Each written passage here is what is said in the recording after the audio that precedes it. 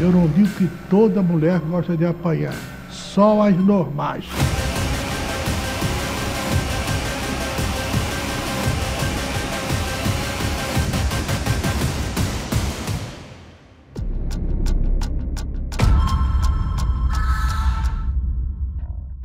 Pondé, você é um homem politicamente correto? Não, eu não sou o picareta. E por que o politicamente correto continua tão em alta? Porque como picaretagem que é, tem dado muito dinheiro. Todo livro, peça, filme, música hoje precisa estar pautado no identitarismo? Eu não diria todo, mas eu acho que a produção audiovisual americana tende a, sim, sempre ser identitária. O politicamente correto destrói a inteligência? Sim.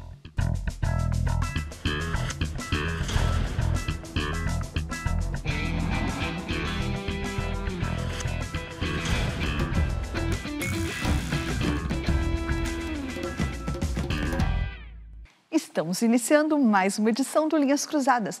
Hoje para discutir, será que o politicamente correto está matando a criatividade?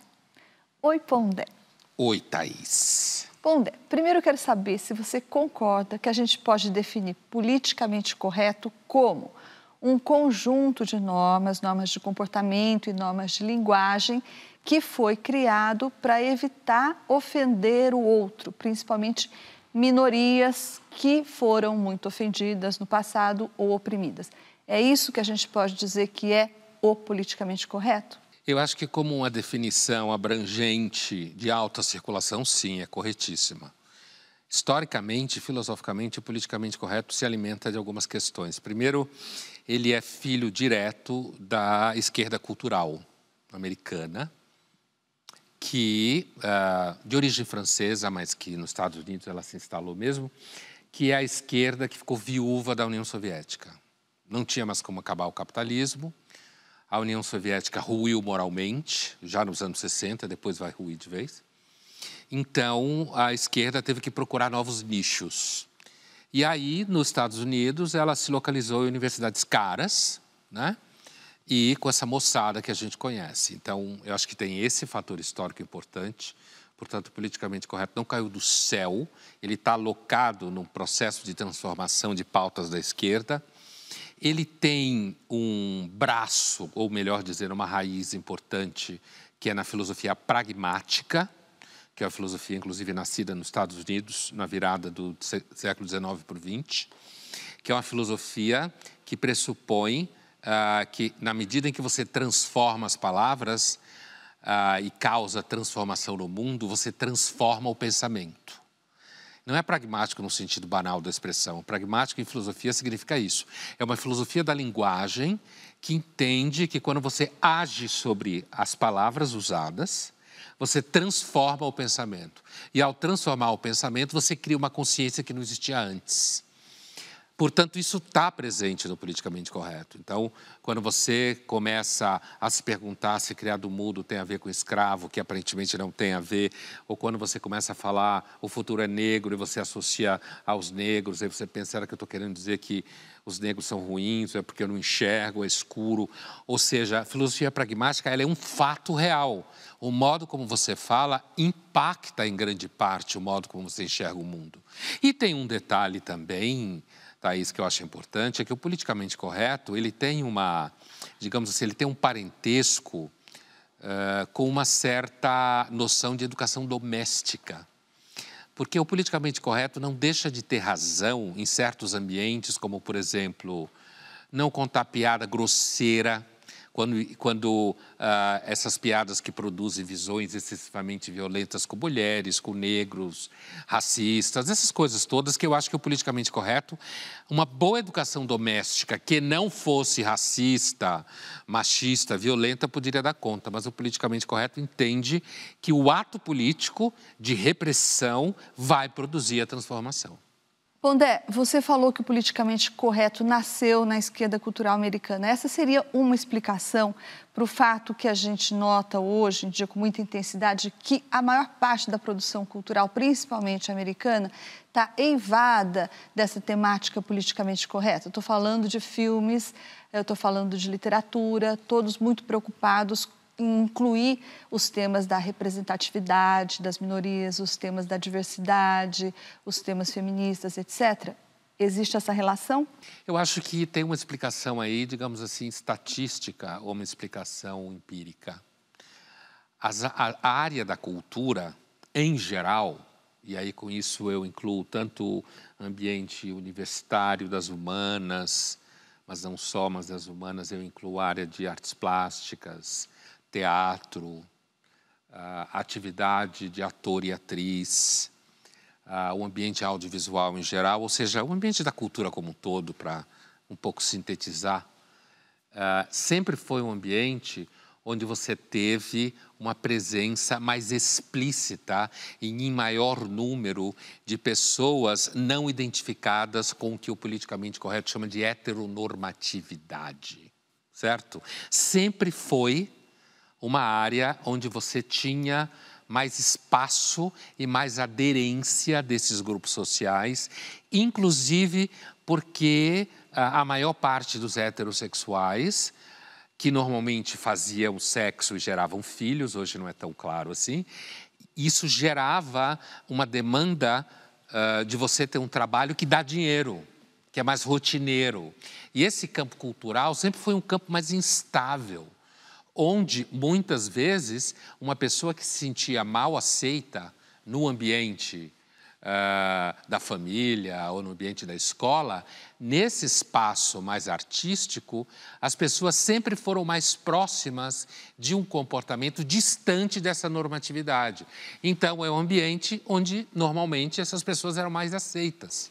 Mas isso também não teria a ver com uma certa vocação da esquerda cultural que se acharia, talvez, um pouco responsável por fazer o mundo melhor? Aí eu acho que tem, no mínimo, duas raízes. Primeiro, a raiz puritana está aí também. Os puritanos também acham que iam fazer o mundo melhor. E a característica violenta deles também está presente na militância identitária violenta nas universidades, onde até os alunos têm medo de falar qualquer coisa. Mas também está na própria origem da esquerda. A esquerda originária marxista e companhia, que não é só marxista, também tinha essa vocação de achar que estava fazendo o mundo melhor. Então, é característico da esquerda como um todo se achar do bem. E aí, esse povo também se acha do bem, né? Eu, pessoalmente, não confio em ninguém que se acha do bem, né? Você sabe disso.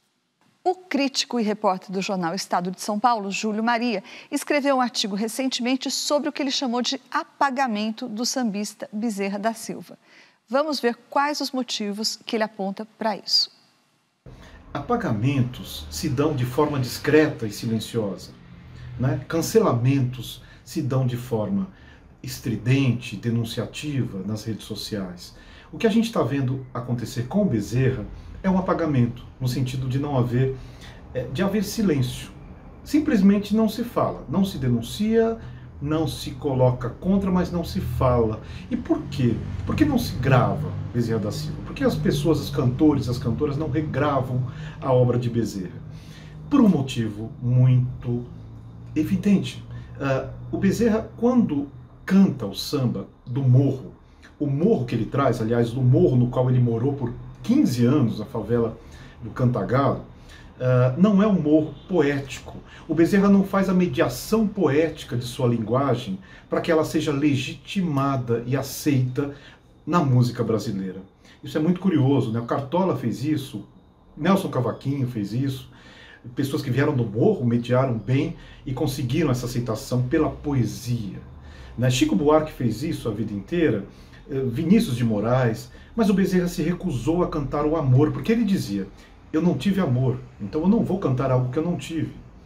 O resultado disso foi um apagamento ainda em vida. Eu ouvi do filho do Bezerra da Silva a seguinte frase, meu pai nunca gravou, não existe nos seus mais de 25 discos, nenhuma participação de um grande sambista. Por quê? Por que será que não se falava de Bezerra da Silva? Ele não andava com nenhuma turma, né? Nem com a turma do Fundo de Quintal, Zeca Pagodinho, Arlindo Cruz, mas também não andava com o Paulinho da Viola, não andava com o Martinho da Vila, era até amigo eventualmente do Martinho, tem histórias dos dois ali, mas o Bezerra sempre sozinho por cantar coisas do tipo lá na minha bocada crioula do Chico, pedia socorro, chorava, gemia, o couro comia, a nega apanhava que nem um ladrão, né? Vou apertar, mas não vou acender agora. Se segura malandro para fazer a cabeça, tem hora, para acender esse baseado, tem hora. Essa verdade de um morro, o Brasil perde. O Brasil perde a verdade desse morro e o Brasil perde um cronista que entrava no barraco, né, com o olhar dele. Ele entrava naquele lugar e ele trazia uma realidade daquele lugar que ninguém mais trouxe, tal qual Bezerra da Silva. Uma pena a gente não ter mais esse olho dentro do que acontece numa comunidade, de fato, que não seja pelo filtro poético. Acho que o que ele fala, o conceito de apagamento é bem interessante, porque é um fato, né? Por exemplo, o Nelson Rodrigues é alguém que pode vir a ser apagado. Não, já está, né? Não está sendo montado então, há muito tempo. Não é montado, não tem novas edições, não se fala dele, né? Se considera ele uma múmia no mau sentido, não no sentido que ele falava. O apagamento acontece com frequência em universidades. O aluno chega querendo fazer uma pesquisa num determinado autor, e se esse autor não faz parte da patotinha, falando de autor morto, inclusive, não faz parte da patotinha ali, ele não consegue fazer a pesquisa que ele quer. Ele tem que fazer pesquisa sobre o autor que faz parte do universo da patotinha. Isso quase todo professor de humanas topa, faz o jogo, inclusive porque senão não tem amigo, não tem jantar, não consegue trabalho. Quase todo mundo topa entrar nesse jogo que ele está descrevendo. Então, o processo de apagamento, ele, de certa forma, ele pode ser até mais dramático do que o cancelamento, como ele bem disse. Porque ele é silencioso. Ele é silencioso, o cancelamento é histriônico, está nas redes sociais. O apagamento, você simplesmente age como se essa pessoa não existisse. Isso é praticado constantemente. Vamos agora para a nossa caixa de perguntas. Pondé, o F. Henrique te pergunta: obras que se preocupam muito com a representatividade política de grupos, tendem a ser pobres? Com certeza. Basta ver a chatice que é Hollywood hoje. Todo filme, o cara hétero tem que ser tóxico, tem que ser burrão, toda mulher lésbica tem que ser heroína, todo cara gay tem que ser herói, todo trans tem que ser maravilhoso, toda mulher heterossexual em algum momento tem que ser vítima do cara. Quer dizer, é de fato um bode total. Como toda pauta política, né? Não é só isso. Na União Soviética também foi assim. Toda obra que era dominada pelo realismo soviético ficou burra. Para participar do Linhas Cruzadas, envie a sua pergunta ou seu comentário através das redes sociais da TV Cultura, usando a hashtag Linhas Cruzadas. E Linhas Cruzadas volta já já. E no próximo bloco, nós vamos ver cenas de grandes filmes que talvez não tivessem existido se fossem produzidos nos politicamente corretos dias de hoje.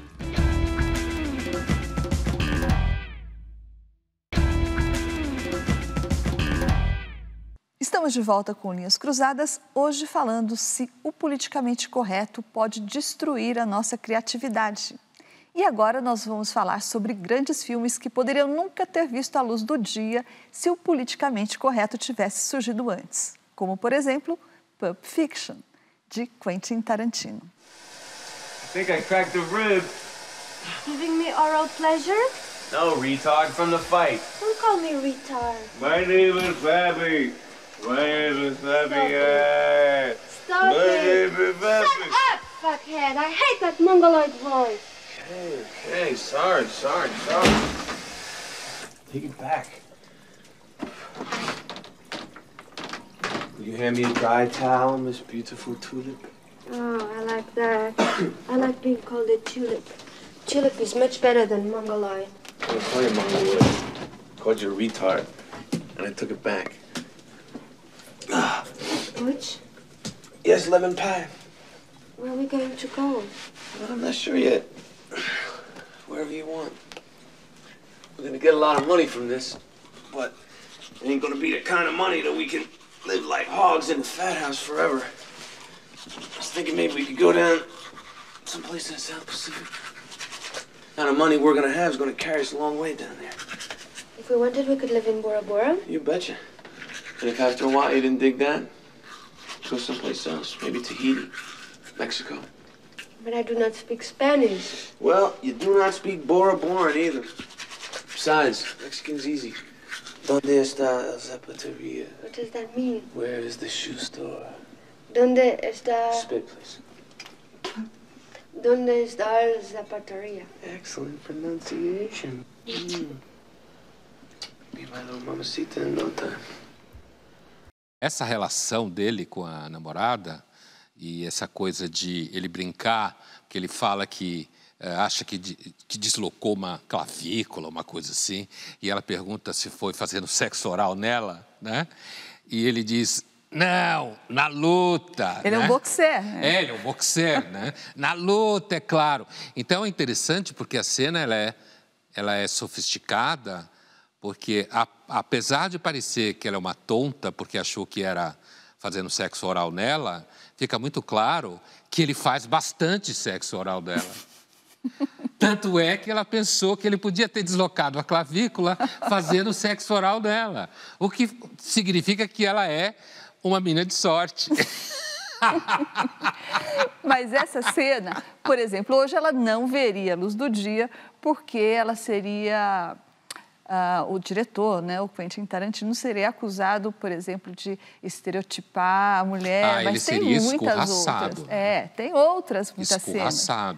Tem a estereotipização dos negros, tem cenas de violência gratuita, bestialidade, uso de drogas, tem o cardápio inteiro que ofenderia o politicamente correto. Que, aliás, em 94, quando o filme veio à tona e ganhou um daqueles prêmios europeus, né?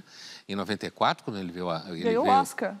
Quando ele foi lançado, né, o Pulp Fiction, Pulp Fiction significava justamente esse tipo de produção em que a violência era explícita, que as relações eram escrachadas, né?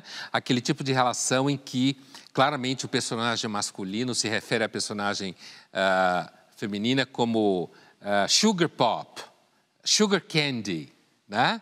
Em português dava em pequenas, né? Que também não seria aceito. Que era uma coisa típica da literatura Pulp Fiction e que está no filme, junto com toda a violência que o filme traz. Hoje, apesar de tudo isso representar relações humanas, hoje não podia aparecer, né? E essa coisa de que a personagem ela é extremamente sensual, né? Ela sabe se colocar muito bem, e ele, no fundo, trata ela muito bem. Tanto é que quando ela esquece o relógio dele, né? Dando spoiler, mas quem não viu ainda Pulp Fiction, I'm sorry, né? Então, assim, quando ela esquece o tal relógio dele, que tem toda uma história, quando eles vão fugir, ele fica muito nervoso, mas ele vai buscar o relógio. Ele não fica bravo brigando com ela. Vamos ver agora uma cena de Laranja Mecânica de Stanley Kubrick. É de 1971. Então, esse personagem está passando por um tratamento, né? E era aquele momento em que se brincava muito se acreditava muito que certas teorias científicas, comportamentais, poderiam ser usadas pelo Estado para criar pessoas melhores. No caso, eles eram criminosos, o que é isso que a cena mostra. E é engraçado porque essa moda passou um pouco, do ponto de vista do Estado, né? De querer formar pessoas melhores, que a intenção, como todo mundo sabe, é criar nele uma repulsa.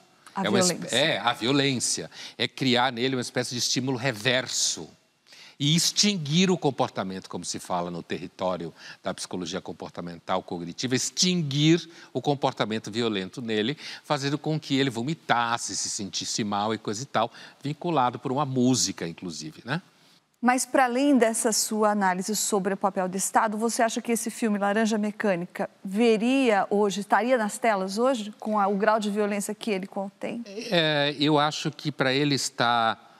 acho que não. Nesse grau de violência, provavelmente não, né? Agora, qualquer coisa próxima viria acompanhado do que os americanos chamam de trigger warnings.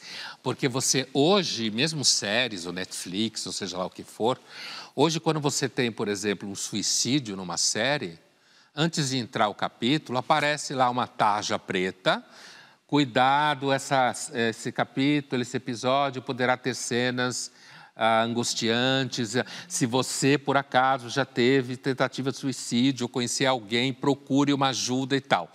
Então, um filme como esse, que eu acho que esse nível de violência não existiria, qualquer coisa parecida com isso, muito longe disso, vem acompanhado de um trigger warning. Na verdade, todos esses trigger warning em português seria um alerta, né? Como essa coisa que tem em cigarro. Aviso de gatilho. Aviso de gatilho. Alerta de gatilho. Na realidade, traduzido praticamente ao pé da letra, trigger, né? Então, assim, a minha impressão é que essas práticas, na verdade, fazem parte do processo de infantilização generalizado. E agora vamos ver outra grande cena de outro grande filme chamado E Deus Criou a Mulher, de Roger Vadim, 1956.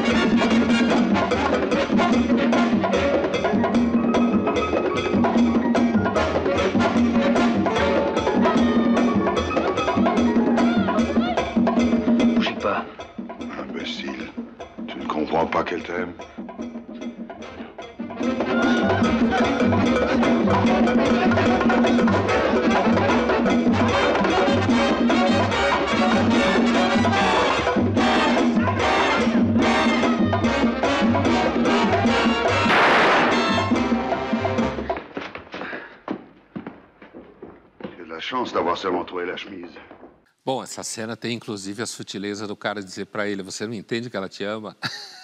Né? Quer dizer, ela está dançando no ritmo, ali os negros tocando uma música que os europeus aí estão associando ao universo até brasileiro, né? Uma coisa africana.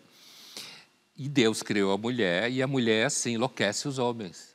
Essa é a imagem, né? Uma menina Bardot maravilhosamente linda, uma deusa, dançando sensualmente, claramente olhando para o sujeito, que está subindo pelas tabelas de ciúme, e quanto mais ele fica louco, mais ela dança, que é um tema que hoje, eu tenho a impressão hoje que se você passar esse filme para uma meninada de 18, 17 anos, vão nem entender o que significa. Mas no Código Penal do politicamente correto, ele seria acusado de em que artigos ele seria enquadrado, Pondé? Objetificando o corpo da mulher, né? Machismo, esse é o básico. Na dúvida, você fala machismo. Mas, seguramente, objetificando o corpo da mulher, né? Como se até hoje não acontecesse de determinadas situações no tempo. Talvez não aconteça mais hoje, porque hoje ninguém mais faz muito essas coisas, porque tem medo de tudo.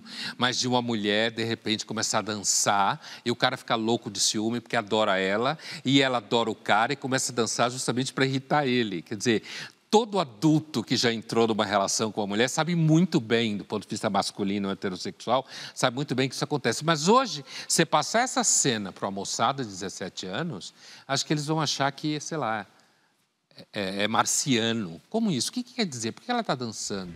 Linhas Cruzadas volta já já e no próximo bloco nós vamos discutir se o politicamente correto tem afetado mais do que o cinema e a literatura. Talvez também a nossa inteligência?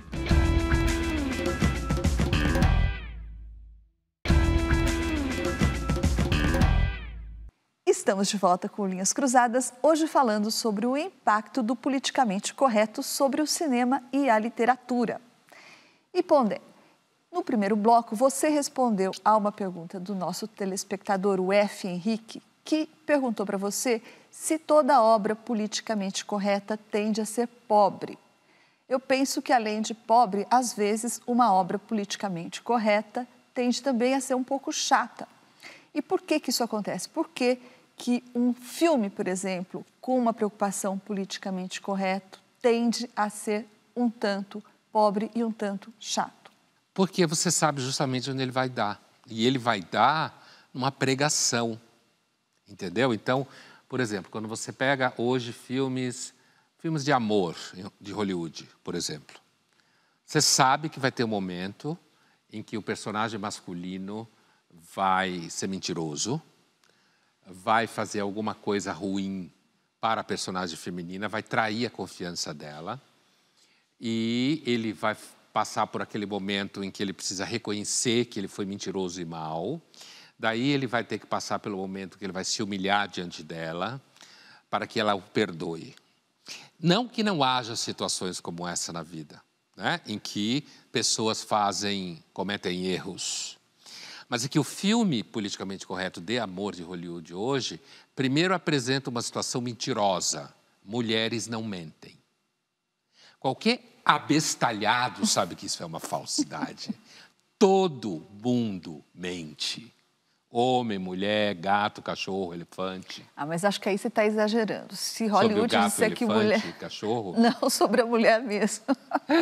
Não, mas os filmes de amor de Hollywood, observe, tem uma característica que é assim, o sujeito, ele atravessa o samba quando ele de alguma forma mentiu para ela. Algum tipo de mentira ele cometeu. Algum erro que ele não teve coragem de ir lá e apresentar essa situação, certo? E aí, nesse momento, quer dizer, ela é sempre aquela que jamais mente. Você mentiu para mim. Prometa que você nunca mais vai mentir para mim. Todo mundo sabe que homens e mulheres mentem. Então, o filme politicamente correto, como ele tem que apresentar uma pauta e defender uma pauta, então ele humilha a inteligência. Porque você tem que olhar para isso e dizer, mas espera aí, é filme de fantasia, tudo bem, filme de fantasia eu sei, super-herói, filme idiota, não existe super-herói, eu vou me divertir, tudo bem. Mas um filme que supostamente é realista, onde apresenta personagens verossímeis, não é verossímil um filme que diz que mulheres não mentem. Porque todo mundo mente, homens e mulheres. E outro problema seria que você já sabe o final do filme, já que a mulher tem que se dar bem, o branco tem que se dar mal, assim como o vilão heterossexual, é isso? O homem, por exemplo, o heterossexual, ele vai ser sempre tóxico. Ele é sempre o pecador da história.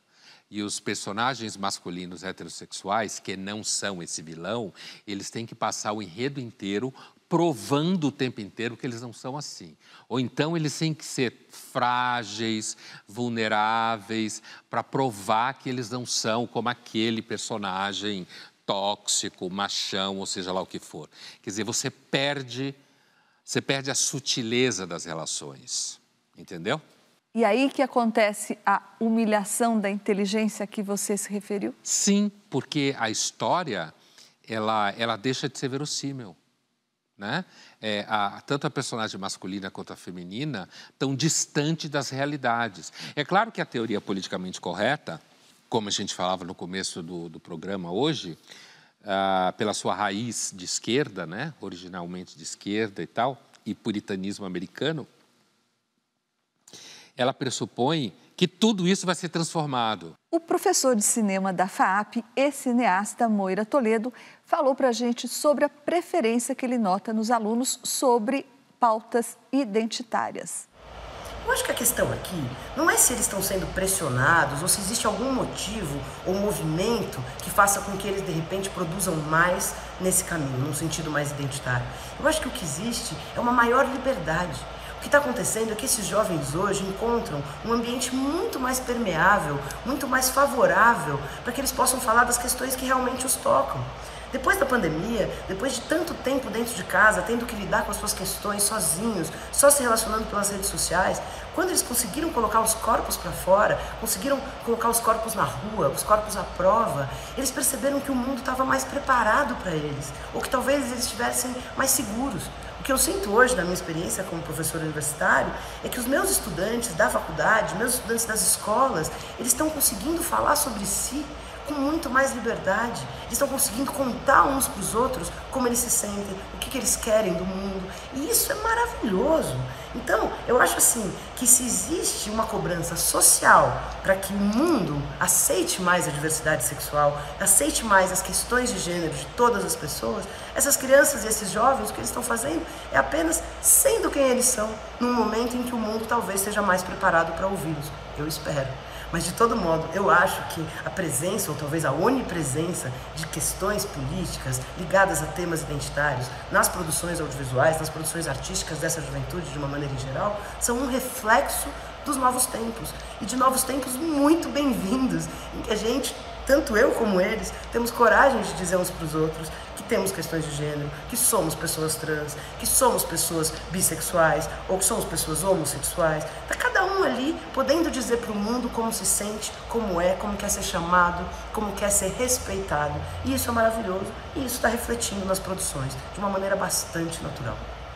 Eu concordo com o Moira quando ele diz que essas questões afloram nos alunos, sem dúvida nenhuma. Não acho que tenha nada a ver com a pandemia, acho que ela radicaliza um pouco essa ideia de que aconteceu isso depois da pandemia, antes já estava assim. Que venha um crescimento de temáticas relacionadas ao identitarismo antes da pandemia, né?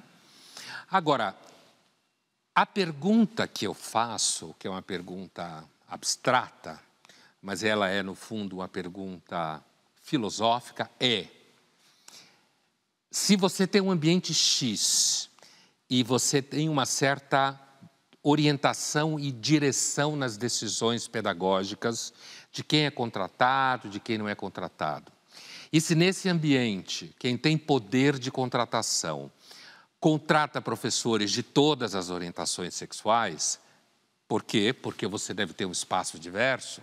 Como que você testa um caráter autoritário se o contrário acontecesse? Certo? Se você tem um ambiente em que a direção está completamente alocada e focada em contratar e estimular debates identitários, é muito provável, aliás, as universidades americanas estão aí para provar isso, inclusive do ponto de vista de palestras e aulas, o contrário não acontece. Por quê? Porque se entende, a teoria é a seguinte, que você tem que ampliar o lugar de fala. Ampliar o lugar de fala significa negar o lugar de fala para uma série de outras pessoas. Tudo bem que a teoria pressupõe que durante muito tempo grupos, como ele cita, foram silenciados. E agora você tem esse espaço. A pergunta é, por que então isso aparece o tempo inteiro? E dizer que isso não seja estimulado, isso é estimulado por conta de um entendimento da realidade, que atravessa professores, atravessa produtores audiovisuais, diretores.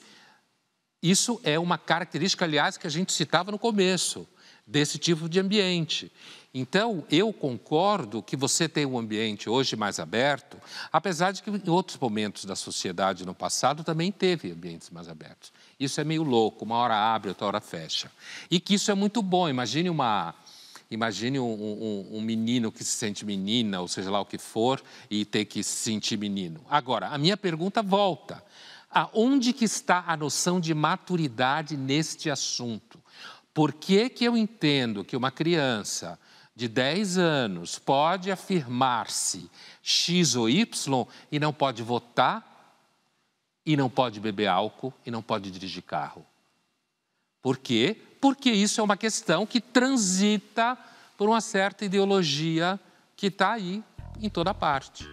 Vamos agora para o nosso jogo rápido. Pondé, qual é a sua obra politicamente incorreta favorita? Tenho algumas. Uma Mulher é uma Mulher, certo? O filme. O filme. Godard. Do Godard. É uma das personagens femininas mais femininas que eu já vi. Coquette. Poderoso Chefão, também é um filme que transita por várias frentes, que é meu favorito também. Thaís, e você? Qual é a tua obra politicamente incorreta que você gosta? Você falou de filmes, então eu vou falar de livros. Também tenho alguns. Assim, todos do Lebec, muitos do Philip Roth, né? Eu sei que você também gosta. Muitos do Philip Roth. Lolita, de Nabokov, sem dúvida. Você esqueceu desse. Esse então, hoje... Esse é pra fogueira, né? Impossível.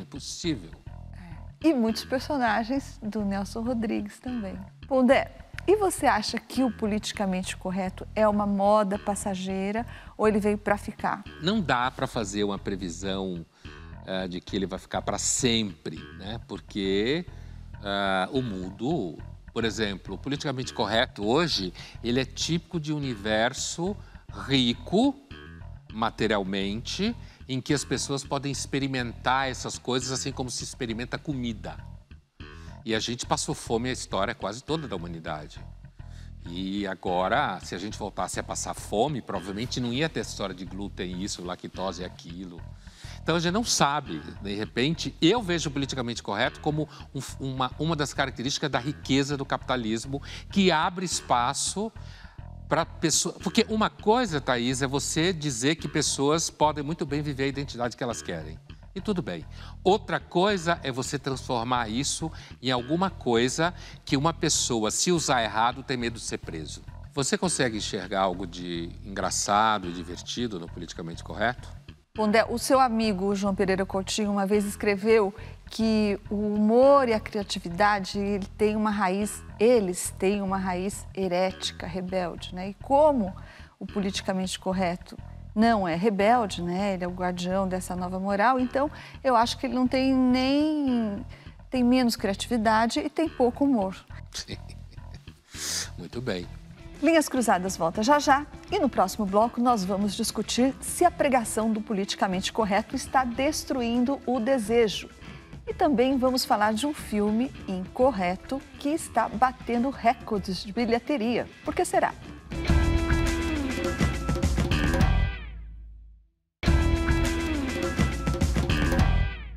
Estamos de volta com Linhas Cruzadas, hoje falando sobre o impacto do politicamente correto no cinema, na literatura e na música. E estreou agora, em 2022, a continuação do filme Top Gun: Ases Indomáveis. É o Top Gun Maverick. Com Tom Cruise como protagonista, ele já é o filme de maior bilheteria na carreira do ator. Está perto de arrecadar nada menos que $1 bilhão. E não é nada politicamente correto. Vamos ver o que as pessoas que viram o filme têm a nos dizer sobre ele. Top Gun Indomáveis, Maverick, melhor filme. O filme inteiro é muito bom. Tom Cruise manda muito bem. O filme é maravilhoso. Melhor que o primeiro. Amei, achei bárbaro. O reencontro dele com o filho do amigo, eu achei bárbaro. Gostei. A parte do confronto dos caças. Eu gostei muito da batalha final. Assim, eu achei muito boa.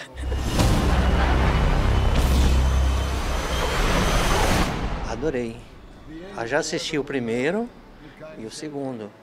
Eu acho que o primeiro e o segundo, eu acho que os dois foi sensacional. Eu acho que a história em si tem uma complexidade muito grande, eu gostei bastante. Gostei bastante, porque não tem nenhuma frustração no filme. Ninguém morre, não dá nada dá errado, tudo perfeito, tudo dá certo, muito bom. Adorei o filme. A melhor parte foi reencontrar os personagens do antigo. Eu não sou da época, mas eu gosto muito do filme.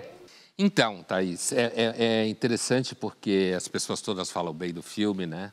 E tem mulheres que adoram o filme também, né? Então, assim, vale salientar que tem um detalhe recente que, assim, é a destruição do James Bond. E é muito comum se fazer um paralelo entre esse filme e o James Bond, entre o Tom Cruise e o James Bond. Personagem do Tom Cruise, porque o James Bond, o caso do James Bond é um caso clássico do politicamente correto, destruindo um personagem, né?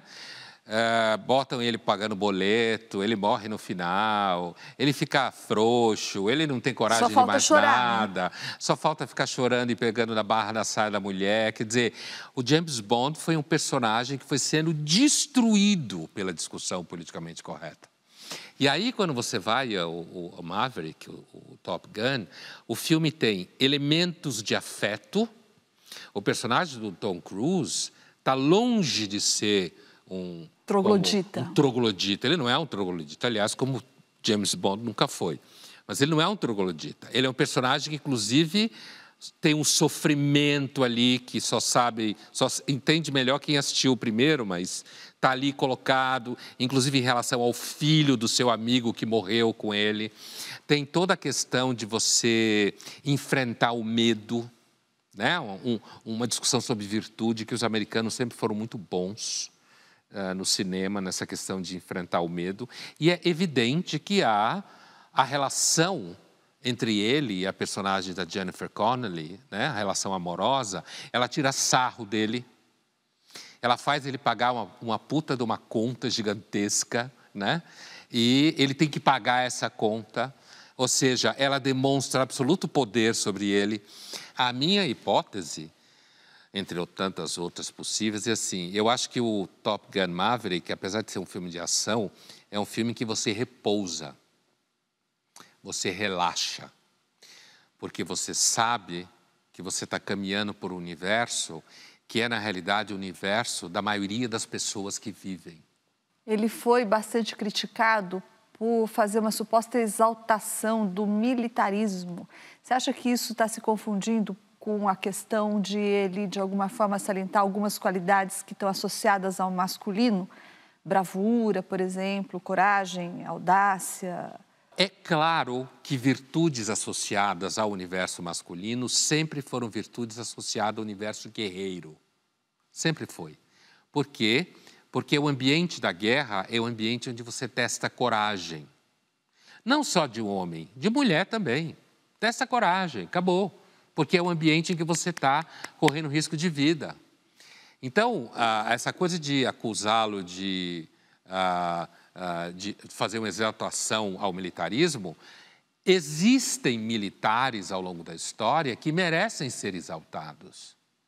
Nem todo militar é uma figura do Bolsonaro, certo? Nem todo militar são militares ridículos. Eu queria ver essa moçadinha que está aí com 18, 19 anos desembarcar na Normandia. Queria ver se eles desembarcavam. André, me lembrei de outro filme agora, que pertence a uma outra categoria de pecados do politicamente correto e que provavelmente hoje seria interditado, que é Forrest Gump. Você lembra? Claro, sem dúvida, né? Um grande filme. Porque eu lembro disso 90. porque o Tom Hanks disse recentemente que ele não faria de novo o personagem. Porque o Tom Hanks tem que ser politicamente correto dentro ali de Hollywood. Hoje todo mundo tem que ser bobão, né? Senão você não consegue investimento. Que é, assim, isso que a gente vem falando no programa, né? O politicamente correto, ele devasta a criatividade porque ele quer reinventar a realidade. Não basta ele trazer temas à tona que não havia antes. Não basta ele colocar no centro do palco figuras que não podiam estar antes. Ele tem que destruir tudo que não for ele. Aí está o caráter puritano e autoritário. Pouco importa quem quiser dizer o contrário. E esse caso do filme do Tom Hanks, Forrest Gump, você tem um personagem com um problema cognitivo grave, né? É um personagem que seguramente vai mal na escola, tem provavelmente um nível de inteligência bem limitado, que, aliás, é uma das cenas mais bonitas do filme, é quando ele vai conhecer o seu filho, certo? E ele fica todo sem jeito, e o que ele quer saber da menina que ele amou a vida inteira, com quem ele teve um filho, se ele é inteligente. Clara consciência da dificuldade dele, mostra a preocupação do filho ter saído igual a ele, mostra a capacidade que a namorada dele tem de entender o que ele está passando e, portanto, responder a ele sem ele ter que formular. Ou seja, esse tipo de nuance que só acontece com quem está criando coisas sem ter que responder a nenhum tipo de pauta bonitinha, politicamente, de qualquer tipo. Para fechar nossa sequência de grandes filmes politicamente incorretos, nós vamos ver agora uma cena do grande O Poderoso Chefão, 1972, Francis Ford Coppola. Your wife and children, are you happy with them? Very happy. That's good. I hope you don't mind the way I keep going over this Bassini business. No, not at all. It's an old habit. I spend my life trying not to be careless. Women and children can be careless, but not men. How's your boy? He's good. You know, he looks more like you every day. He's smarter than I am. 3 years old, he can read the funny papers. Reads the funny papers.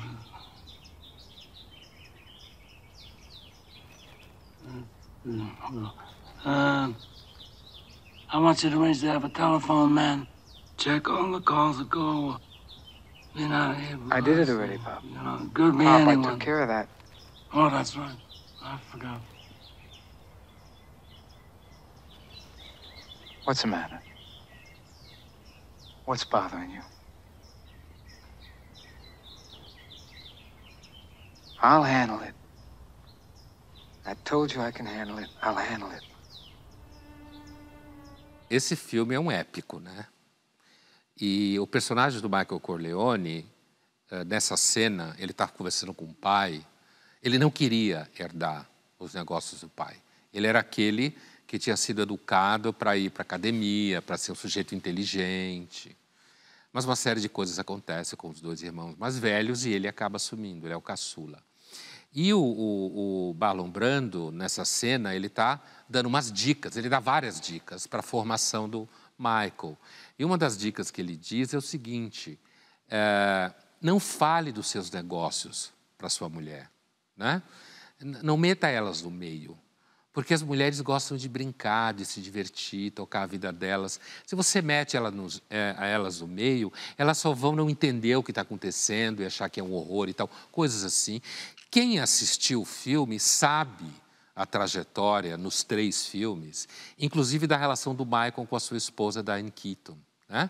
Que é uma esposa que traz um comportamento extremamente puritano.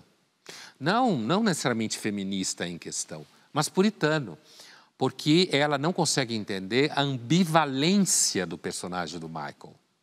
Ela não consegue entender que, assim como o Michael fala, em certo momento para ela, meu pai é como qualquer homem de negócios. Ele defende a sua família. E aí ela começa a falar, não, porque aí fala do presidente dos Estados Unidos, não sei o quê, e ele fala para ela assim, agora quem está sendo ingênuo aqui? Porque ela achava ele ingênuo porque ele disse que o pai era um homem de negócios. E aí ela enaltece políticos americanos e presidente, e ele fala, quem está sendo ingênuo aqui? Então, o Poderoso Chefão é um filme que foi acusado de glamourizar a máfia e tal, mas, na realidade, é um filme que mostra o mundo como ele é. E é isso, o politicamente correto, ele escolhe não enxergar o mundo como ele é. Porque como ele tem um foco só, e esse foco, eu não estou pondo em dúvida questões de minorias que durante muito tempo não apareceram, né? Mas o politicamente correto, fecha o foco aí e reduz toda a realidade a isso. Poderoso Chefão não é um filme que está pregando que as mulheres fiquem ignorantes. Não, é um filme que está descrevendo a violência da realidade e que quando você é responsável por alguma coisa, você tem que fazer coisas que nem sempre são tão bonitas. E hoje ninguém aguenta ser responsável por nada, a começar pela moçadinha politicamente correta. Linhas Cruzadas fica por aqui, mas na semana que vem a gente está de volta.